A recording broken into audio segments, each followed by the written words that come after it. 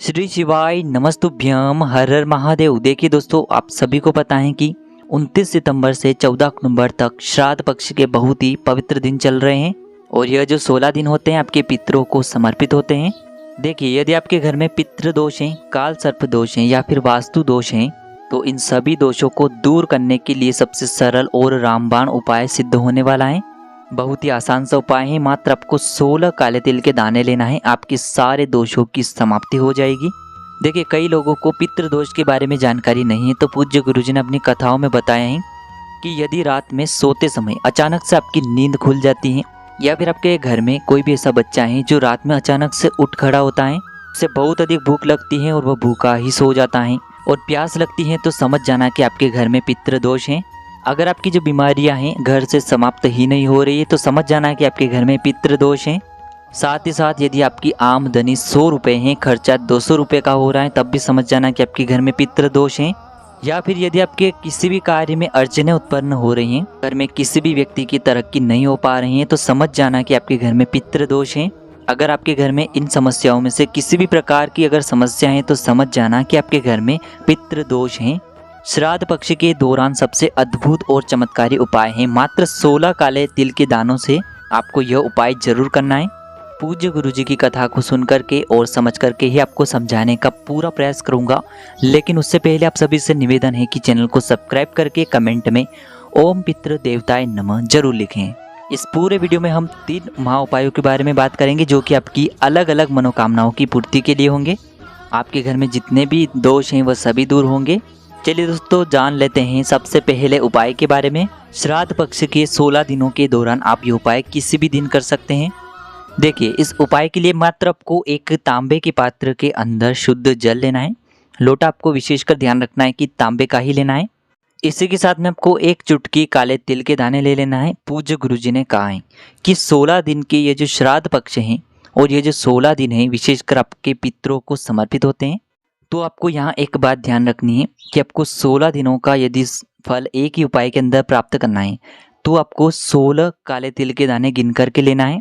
यानी कि आपको हर एक दिन का एक काला तिल उस लोटे के अंदर एक साथ 16 काले तिल आपको डाल देने हैं। मात्र आपको किसी भी एक दिन इस श्राद्ध पक्ष के अंदर इस उपाय को करना है। ध्यान रखना कि काले तिल के दाने कहीं से भी खंडित नहीं होने चाहिए। फिर इसी के साथ में आपको 2 सफ़ेद फूल लेना है। ध्यान रखना, आपको फूल सफ़ेद ही लेना है, अन्य किसी भी रंग के आपको फूल नहीं लेना है।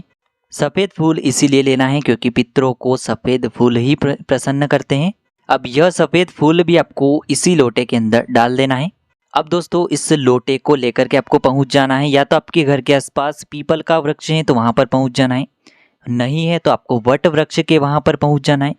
यह वृक्ष भी नहीं है तो आपको बेलपत्र के वृक्ष के वहां पर इस लोटे को लेकर के पहुंच जाना है। पूज्य गुरुजी ने अपनी कथा में बताया है कि ये जो 3 वृक्ष हैं आपके पितरों के तुल्य माने गए हैं और इनका भी गुरुजी ने एक प्रमाण दिया है कि बेलपत्र का जो वृक्ष है माता पार्वती के अश्रुओं से उत्पत्ति हुई है। इसकी सारे देवी देवताओं ने इसे पितरों के तुल्य माना है। देखिए, इस एक लोटे को लेकर के आपको सुबह से लेकर के शाम तक किसी भी समय आपको इन तीनों वृक्षों में से केवल एक वृक्ष के नीचे पहुंच जाना है। यानी कि आपने जिस लोटे के अंदर काले तिल और 2 सफ़ेद फूल लिए हैं, ध्यान रखना अपना मुख जो है आपको दक्षिण दिशा की तरफ रखना है और यह एक लोटा जल आपको पीपल के वृक्ष के नीचे समर्पित कर देना है। दक्षिण दिशा की तरफ आपको अपना मुख इसीलिए रखना है क्योंकि दक्षिण दिशा पितरों की मानी जाती है। देखिए, पूज्य गुरुदेव ने बताया है कि यदि आपको सुबह 10 बजे से पहले समय मिल जाता है तो यह सबसे उत्तम समय है। ये सीधा फल आपके पितरों को प्राप्त होता है और आपके जो पितर हैं आपसे बहुत ही अधिक प्रसन्न होते हैं और आपको आशीर्वाद देकर के जाते हैं और आपके जो पितृ दोष हैं उनसे आपको मुक्ति मिलती है। अब दोस्तों, हम जान लेते हैं दूसरे विशेष उपाय के बारे में। देखिए, जब भी आप पितरों के लिए भोग लगाते हैं तो उसका भी एक क्रम है, एक नियम होता है। श्राद्ध पक्ष के दौरान आपको एक भी गलती नहीं करनी है। श्राद्ध पक्ष की एक गलती आपके पितरों को नाराज कर सकती है। पितर अगर प्रसन्न होते हैं तो आपको बहुत ही अधिक आशीर्वाद देकर के जाते हैं और अगर नाराज होते हैं तो आपको बद्दुआ भी देकर के जाते हैं, जो सीधा आपके परिवार में लगती हैं और आपके परिवार की उन्नति ही नहीं हो पाती है। दोस्तों सबसे ज्यादा जो पितृपक्ष में, श्राद्ध पक्ष में जो महत्वपूर्ण माना जाता है, देखिए यह जो कुशा है आपको सूखी हुई किसी भी मार्केट की दुकान पर आसानी से प्राप्त हो जाएगी या फिर पूजन सामग्री की दुकान पर आपको यह आसानी से मिल जाएगी। तो पितृपक्ष के दौरान इसका बहुत ही अधिक महत्व होता है। यदि आपको यह मिल जाती है तो बहुत ही इसका महत्व होता है। अगर नहीं मिल पाती है तो आप इसके स्थान पर दुर्वा घास भी ले सकते हैं। देखिए इस उपाय के लिए आप 16 दुर्वा घास ले सकते हैं। 16 दुर्वा घास इसीलिए लेनी है क्योंकि श्राद्ध पक्ष में 16 चीज़ों का बहुत ही ज़्यादा महत्व माना जाता है। यदि आपको दुर्वा घास और कुशा घास दोनों में से किसी भी प्रकार की अगर मिल जाती है तो आपको इससे मोली के धागे से बांध लेना है। देखिए यदि आपने कुशा घास लिए तो उसे आपको मोली से बांध लेना है। यदि आपने दुर्वा घास लिए तो एक घास आपको एक्स्ट्रा ले लेनी है और उसी दुर्वा घास से आपको दुर्वा घास का बंडल बनाना है। ठीक है दोस्तों, साथ में आपको एक लोटा शुद्ध जल लेना है तांबे के पात्र के अंदर। देखिए इस जल के अंदर आपको मात्र 2 से 4 बूंदे गंगा जल की डालना है। अब इसी के अंदर आपको गाय माता का कच्चा दूध भी मिलाना होगा। केवल 2 से 4 बूंदे ही आपको कच्चे दूध की मिलानी है। इसी के अंदर आपको 1 चम्मच शक्कर का बूरा मिलाना है।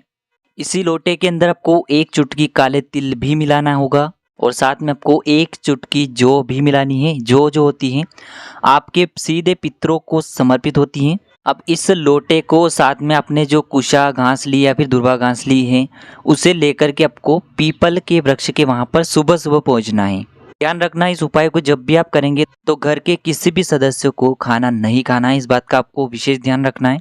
देखिए सबसे पहले तो आपने जो कुशा या फिर दुर्वा घास का गट्ठल लिया है उसे आपको पीपल के वृक्ष के वहाँ पर समर्पित कर देना है। अब दोस्तों आपके पास जो लोटा है उसके अंदर आपने विभिन्न प्रकार की सामग्रियाँ मिलाई हैं। साथ में आपको 1 चम्मच लेना है। फिर आपने जो वह कुशा घास वहाँ पर रखी है पीपल के वृक्ष के नीचे, तो उस चम्मच से आपको उस लोटे के अंदर से जल लेना है और उस कुशा घास के ऊपर आपको डाल देना है, यानी कि छींटना है आपको।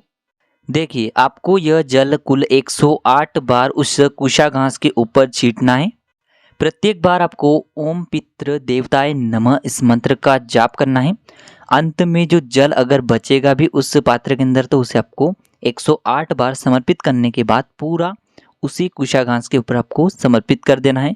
यकीन मानिए इस उपाय के बाद जीवन में आपको कभी भी पितृ दोष का सामना नहीं करना पड़ेगा। उसके बाद आपको अपने घर पर आ जाना है और उसके बाद आपको अपने पितरों के जो आप भोग लगाते हैं, जो भी आप गाय माता को रोटी खिलाते हो, कौवे को रोटी खिलाते हो, उसके बाद ही आपको यह प्रक्रिया करनी है। सबसे पहले आपको पीपल के वृक्ष के वहाँ जाना है, उसके बाद ही आपको पितरों की जो भी प्रक्रिया है वह करनी है। अब हम जान लेते हैं तीसरे उपाय के बारे में। तीसरा जो उपाय है आपके पितरों को सीधा मोक्ष प्राप्त करवाने वाला है। अगर आपको यकीन नहीं है तो गुरुजी की जो हैदराबाद की कथा है वह आपको सुन लेनी है। अगर आपके जीवन में बहुत ही ज़्यादा परेशानियां हैं, बहुत ही ज़्यादा समस्याएं आपके जीवन में चल रही हैं, तो यह उपाय आपके पितृदोष को जन्मों जन्मांतर के लिए समाप्त कर देगा। तो पितृपक्ष के दौरान आपको 16 दिन में यह उपाय किसी भी दिन कर लेना है। तो आपको 1 चावल का दाना यानी कि अक्षत का दाना लेना है, जो कहीं से भी टूटा हुआ या फिर खंडित नहीं होना चाहिए। इसे आपको रखना होगा अपने दाहिने हाथ यानी कि सीधे हाथ की हथेली पर। अब आपके घर में जहाँ कहीं भी पानी पीने का स्थान, जहाँ कहीं भी मटका रखा हुआ होता है, वहाँ पर आपको इस चावल के दाने को लेकर के जाना है और वहाँ पर खड़े होकर के आपको स्वधा स्वधा स्वधा इस नाम का 5 बार जाप करना है। देखिए आपको अपना हाथ जो है आपके घर के जो मटका होता है उससे इस टच करवाना है और तभी आपको यह 5 बार स्वधा नाम का स्मरण करना है। आपको अपना मुख दक्षिण दिशा में रखना है। स्वधा कौन है? माता पार्वती की नानी, और वह पितृलोक में रहती हैं, इसीलिए आपको 5 बार स्वधा स्वधा स्वधा इस नाम का स्मरण करना है। अब 1 चावल का दाना और 1 लोटा जल लेकर के पहुंच जाना है आपको महादेव के मंदिर में। आपको दक्षिण दिशा की तरफ अपना मुख करना है, आपको अपने पितरों का स्मरण करना है और ये जो 1 लोटा जल है इसे आपको धीरे धीरे शिवलिंग पर समर्पित कर देना है। जो आपके पास 1 चावल का दाना है उसे भी समर्पित कर देना है शिवलिंग पर। पितृपक्ष में यह उपाय जरूर करके देखना, आपका जो पुराने से पुराना पितृदोष है वह भी दूर होगा। तो इस प्रकार से आज की इस वीडियो में पितृदोष को दूर करने के लिए 3 चमत्कारी उपाय हमने बताए हैं। जो भी उपाय आपके लिए उचित और सरल हो उसे आप कर सकते हैं। श्री शिवाय नमस्तुभ्यम, हर हर महादेव।